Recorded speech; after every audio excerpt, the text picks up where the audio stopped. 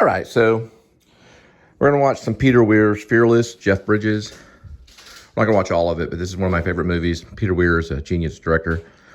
Rosie is in this too, Rosie Perez. She's Puerto Rican.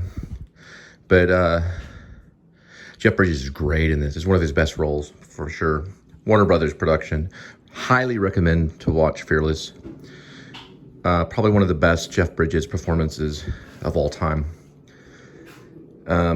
There's the title right here. It changed my life when I watched it in the theaters back in the 90s, early 90s, when I was first getting involved in acting. And this performance, acting performance alone is amazing between Rosie Perez and Jeff Bridges. This is the opening scene where he's coming from the crash. Him and a boy. Gotta watch this movie, recommend it, 100%. You should get 100% on Rotten Tomatoes. One of the best, all-time top 50 movies. And showing off Peter Weir's genius. You gotta watch it on big screen, and that's a real baby he's carrying too. And you gotta watch it on, now this is the survivors of the plane crash. You gotta watch it with surround sound. A wonderful movie. Great performances. Acting alone is ideal. You should have got an Oscar for this too. That's Jeff Bridges right there. See this movie. I guess because of the commotion and the Jeff Bridges movie, Kitty knew I was excited. He came and clawed me. So I'm trying to get his attention with this laser pointer and watch the movie at the same time. And because he'll attack. He's an attack kitty. You can see he's going after. Oh, there we go. Let's try to get him going this way. Try to show you the kitty and the movie at the same time. There we go. Kind of see some of the movie. Rosie Perez scene right there. It's going there. So just getting two types of entertainments at the same time. And he clawed my leg. So we got really good movie though. Come on, kitty, play with that. I'm gonna watch this and trying to show the movie. And anyway, watch the movie. It's really good. Come on, kitty, let's go this way. There we go. There we go. That kitty's playing.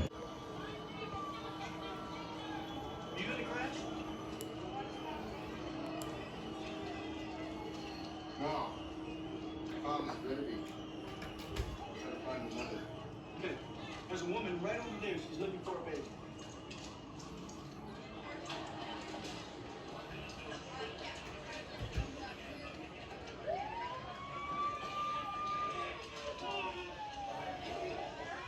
Is this for baby?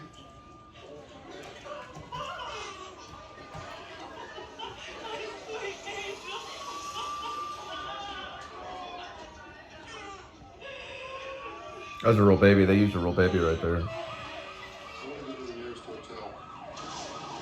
He's kind of Starman a little bit. It comes out of the wreck, kind of like Starman. If you've ever seen Starman, one of my favorite Jeff Bridges is also Starman. But he does use some of his Starman quality. You know, when he played the alien in Starman, he does use some of that quality in this movie. But not completely. It's very human. Starman was too, but it was done in a very different way. Kitty's just kind of watching. I got Kitty occupied. It's one of my favorite movies. It really is. Top 50 for sure. It's Peter Weir's best work. And it's Truman Show's good too. There we go. There we go. That's very good, Kitty. Very good. Nice little shots. It has a great opening. I'm going to watch the opening of this.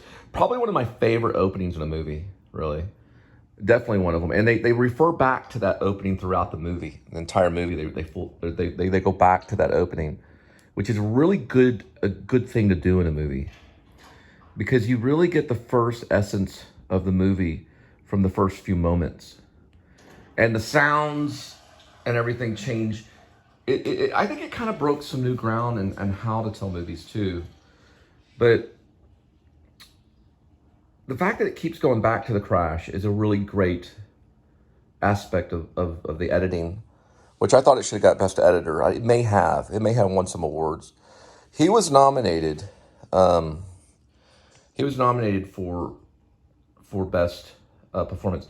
What ends up happening to the character, the protagonist that he's playing, is that he becomes fearless, so he loses his fear.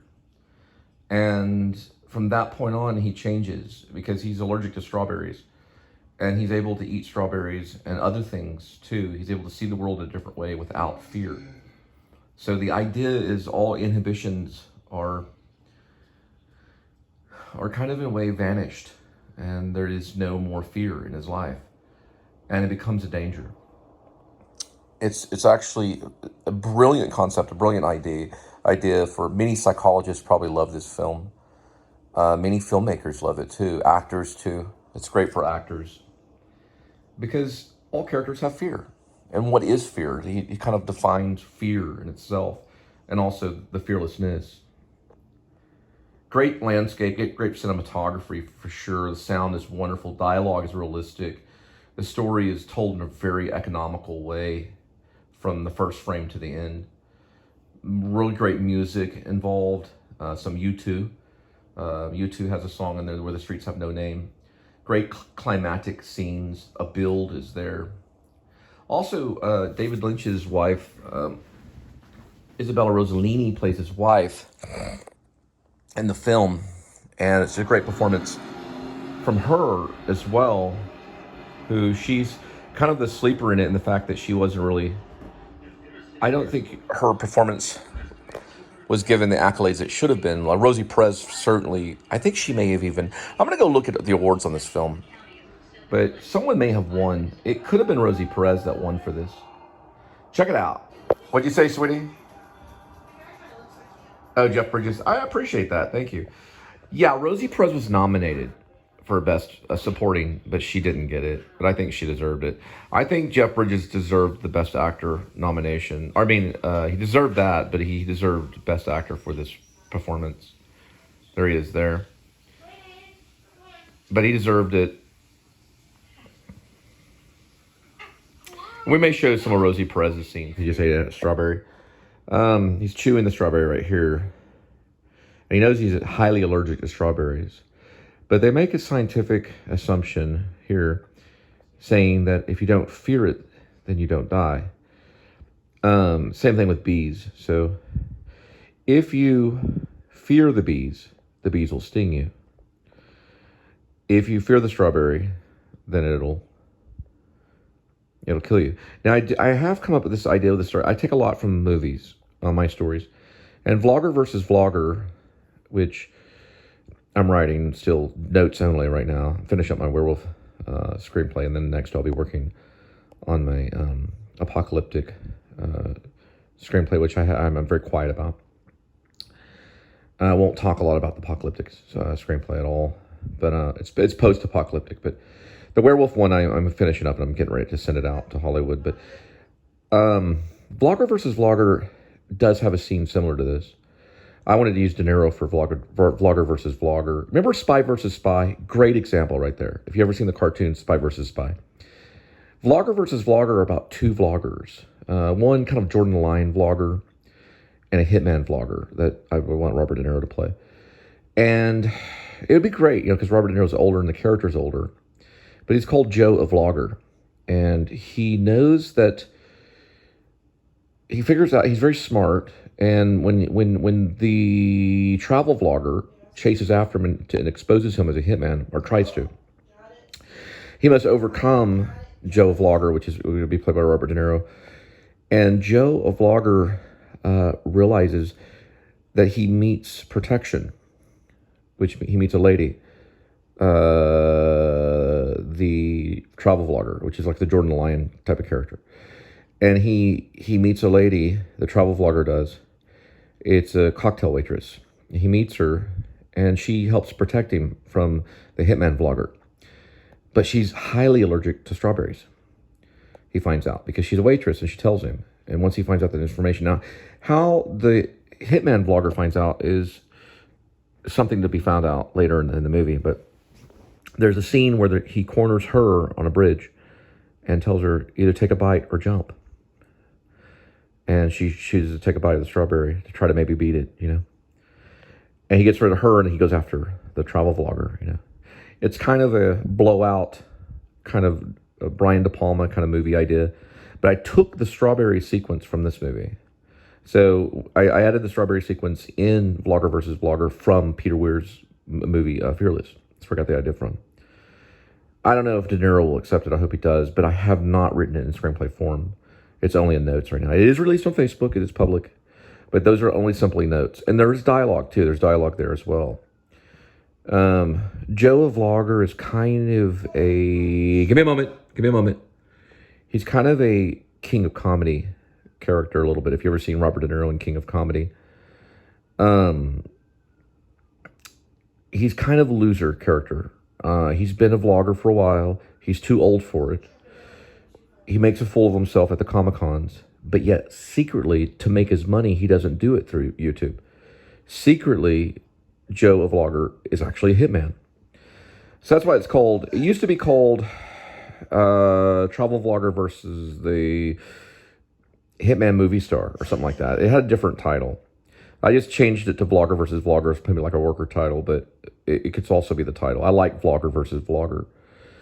But, you know, he secretly this hitman, but only the travel vlogger knows and figures it out.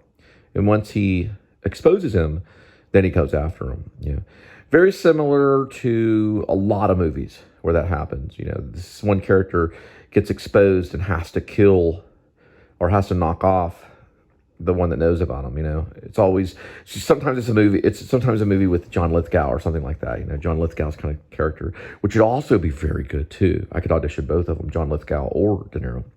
I'd rather have De Niro because De Niro plays these creepy characters like in Cape Fear, and of course King of Comedy. King of Comedy is a great kind of creepy performance, and De Niro plays the hitman, and he also plays the villain very well. You know.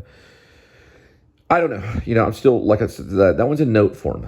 Vlogger versus Vlogger is in note form. But that one's fun. The reason why I like it is because I'm loosely basing Vlogger versus Vlogger on High Anxiety. Have you ever seen High Anxiety? High Anxiety is like very, very Mel Brooks, you know. But it doesn't have the zing-zang comedy, you know, the highball comedy, whatever you want to call it, screwball comedy, or whatever you want to call Mel Brooks stuff. You know, Mel Brooks is very zangy. It's not that. It's a serious movie. So there's a serious moment. It's Hitchcockian, but yet there's a comedy element to it because of the fact that Joe a Vlogger is so petty. He's just so funny. Like if people are making fun of him at the Comic-Con, he's very loud, you know. I see De Niro doing this role, and I always see a character, in the role. I see a character, and so I take it from a lot of times from movie stars because it helps me because you know their character and it's easy to write about once you know their character. I've heard this is true with a lot of screenwriters. If John Lithgow took it, then that'd be fine because they both can be very shameful characters. You know, they're kind of petty characters at times, and then sometimes they play honorable characters. You know, they could play the president or the villain. You know, those kinds of things. Anyway, you know, this is just something I'm throwing out there, but I don't know. I'd have to see what happens. All right. Well, anyway, check out Fearless. That guy is in it. Everybody knows his name. He's hard to pronounce. He's been in everything. The Jesus guy's in it. The bowler, he's in it too. Why do I always have trouble with his name? I don't know why. He's in a bunch of Coen brother movies. He's in it too. He played Mozart. I always call him Mozart because I forget his name. He played Mozart. Why I go blank on this, I don't know. Anyway, just check it out. It's Peter Weir. It's Jeff Bridges. Well, you know his name. You know this guy's name's in it. He's in it too. Would you be quiet here? I'm trying to run a television station, okay? All right? Just for a second. Just be quiet, okay? Just give me 2 seconds. I got it on mute. Okay, I got the headphones on. I'm putting the headphones on. I need a laugh track right here. I got the headphones. You can kind of hear it right here. Did you hear it? I got the. So what I do is when I'm watching stuff, so Linda is in there going, "Shut up! It's too loud." And I'm like, I'm trying to vlog. I'm being a vlogger. I put in this thing right here. It's Roku. This whole segment's brought to you by Roku. Roku remotes, wireless. It's don't worry about wires. It's rechargeable by USB. You can plug it into headphones just like this. You don't have to have the earbuds too. You can get the other kind of headphones. It's not Bluetooth compatible, but there's probably some that are. And the music goes right in here. The sound goes right in here. You can turn it up just like you're in an airplane. television, completely quiet. Turn it up this way. It's great. They range between $20, $30. Even if they're $40, they're worth it. Depending on how you get them. If you get them on Facebook, whatever. But it's the voice activated, so you can talk into them. You'll change the channels. You'll turn the TV off. You can find the remote. You can put find remote. You just say, like, hey, Roku. If I say it, it'll go off. And then you can sit there and talk into it. And it'll pull up, HBO Max or YouTube, or say, go to the Please Subscribe show, Cole Spivey, and it'll pull up YouTube. Whatever you want to watch, right here, Roku, right here. I advertise Roku. It's great, great television. Great for watching movies. Peace out. Have a good night. Watch Peter Weir, Fearless, free on YouTube, free of charge. Show a little bit more. He's screaming right here now. It says, I don't want to tell any lies. Next time, just say no. So he screams in that sequence. Check it out. It's a really good little movie. Tom Hulse. It's Hulce. So it could be Hulky. It could be Hulce. It could be Hulsey, Hulse, Hulky, Hulsey. But it's Hulce.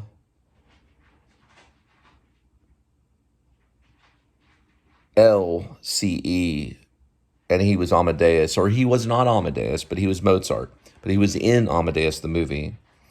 He was also he was in Amadeus as Mozart on Broadway too. So he's also a Broadway actor. He's been in Tin Men. He's been in countless movies.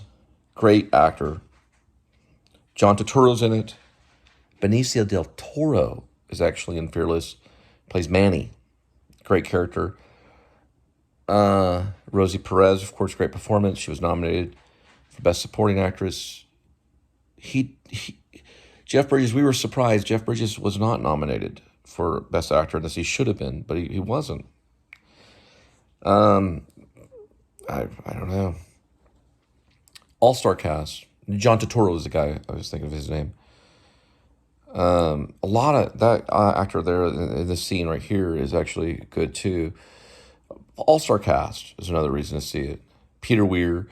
Iglesias is the guy's novelist. He was a novelist that wrote it. Rafael Iglesias or something like that. It was based upon a novel. I didn't know that either till tonight. But it was an adapted screenplay. So, I thought it's executed in a very cinematic way. It's not an auteur piece, really. I don't think you would say that. It's not like a level of Ingmar Bergman and stuff, but it's got a powerful impact when you watch it. I was affected when I saw it in the early 90s. It was a 1993 movie. When I saw it in the movie theater, I was affected. So it had a powerful impact on me. And actually, a true story, when my friend Rob and I, who's also a playwright, he does movie making too, we took the video camera and went out and just started making these weird little movies in high school. We'd make these little short films, and we'd release them for like the English class it was more like for creative writing class, and then we were also big in the theater department, but we'd go out and make these little movies. There was some movies that we would kind of make homage to in our little short films that we'd make, or we even tried to do a feature in high school too, a couple of times. And we went out to this graveyard in Fort Worth. I don't know the exact one. I can't think of it. It's on the other side of West 7th Street, but it's a graveyard. And I went out with a trench coat because I think I was wearing Rob's trench coat, because Rob used to wear a trench coat because he'd pretend like it was like this brown tan trench coat that was like kind of Ingmar Bergman style filmmaker trench coat. It was like his filmmaker coat. And then we'd have the little tripod. We'd set up the tripod and put the little video camera on the tripod. It was actually a VHS camera. And we would just go to town. So we just did this whole improv scene where we went to this graveyard. And I was running around the graveyard. I don't know if he has this footage, but I was running like kind of to the side and kind of running and showing my hands in the air, screaming really loud, I'm alive, as I ran over these graves. I didn't kick any of the graves over, but I'd run over the graves. It was very disrespectful, but we did the shot anyway. It was an homage to Fearless, because he kind of does that in the movie. We actually really did that. And another time we made a short film for creative writing class called Solace. It was a trailer for a movie that we wanted to make later. That he was writing screenplays in high school. He was a prodigy. I didn't even know screenplay format until he introduced me to Sid Field, not in person, but into the book. And he'd break out with his full, 200-page script, John Milius style, right in the hallway. And I'd be walking to class. It was like, hey, I've got this script. And it was this big, manuscript, script with like fade in and, dissolve and all this, I was like, what is this stuff?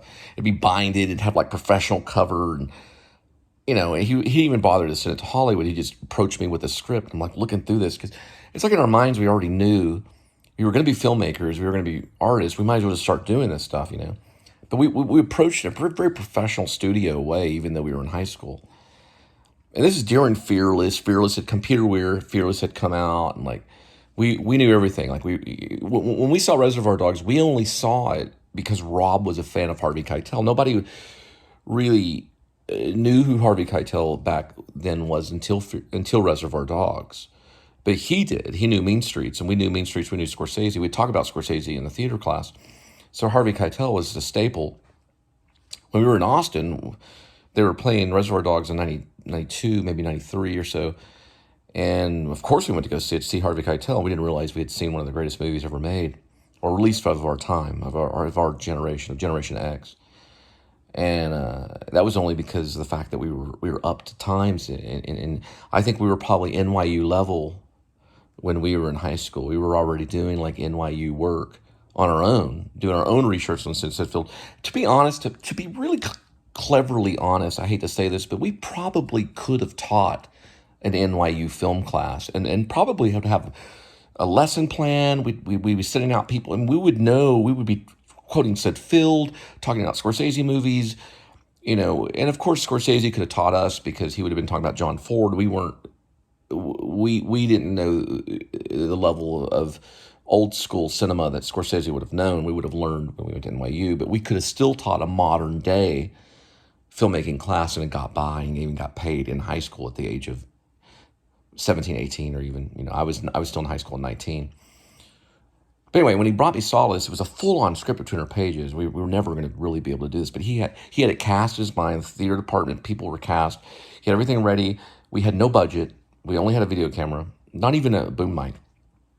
And we were really going to attempt to begin this feature film in high school. There's one of them. We actually attempted one that we worked on for 2 years off and on called Blue Season, which we did half or parts of it going into college level. And we got one of our friends into NYU, into Tisch. Tisch accepted him NYU Film School. It was Brandon Carter who got accepted. We even planned cinematography, shots, and everything. I was even discussing cinematography, and I was one of the actors in it. And anyway, that was another whole different project. Solace was like a side project. There was also another feature. So we were like working on like 2 features, planning 2 features in high school with no budget. And when you have no budget, everything goes to a slow crawl. But yet we were being chauffeured around by our parents' car. We would borrow our parents' car, or we temporarily had a car. We could get to certain locations and plan shots. We went on for like 2 years. Storyboards were made, scripts, schedules were released. Once we got to college, and I was in Wesleyan, we were still working on a high school project while we were in college, still trying to launch something. It's very difficult to make a feature. Short film, not so bad. We went about it without thinking of the short film. So we went about it going feature. But if we would have short film, we would have got probably more solid work done. All of those feature attempts turned into short films. So, and we have a lot of footage, quite a bit of footage, probably a few hours, just on video camera. Side projects for the English department, doing like The Great Gatsby, like a scene.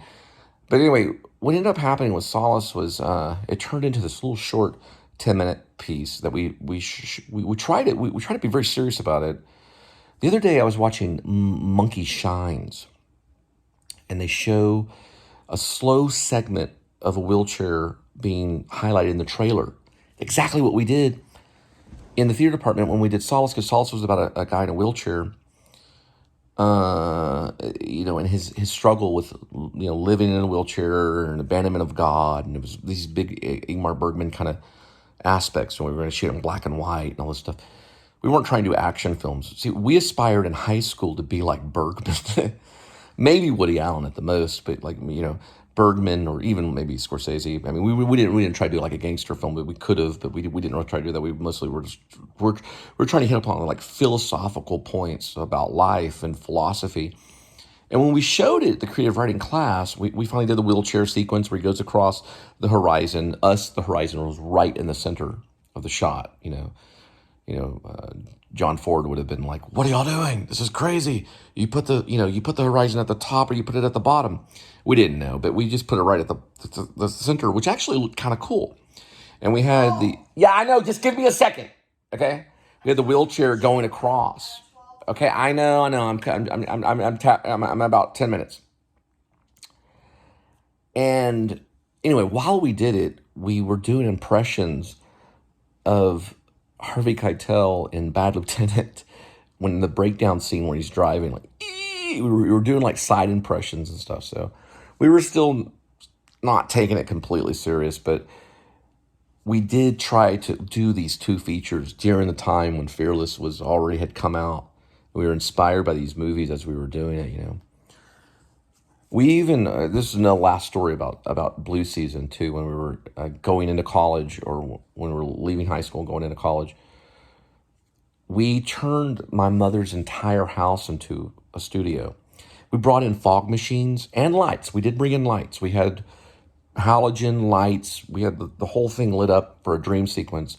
Completely destroyed the bedroom floor with the fog juice gets on the floor and sticks like glue. So by the time we were done with the sequence of the dream sequence, which took place in his bedroom, my entire floor was glazed over with like this glue from anyway, I'll tell you about it later. Watch Fearless.